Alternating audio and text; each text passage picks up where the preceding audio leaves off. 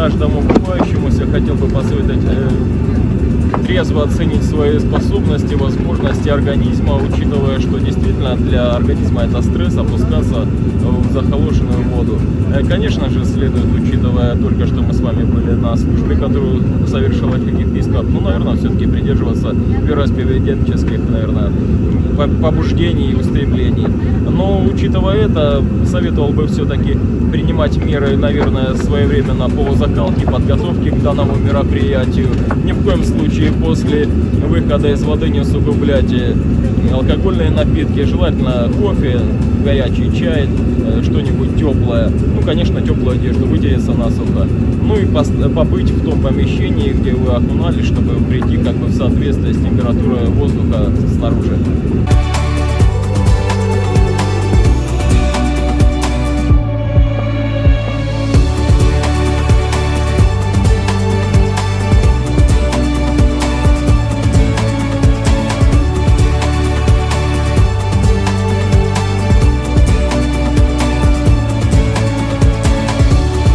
Такое ощущение легкости и такой эйфории такой.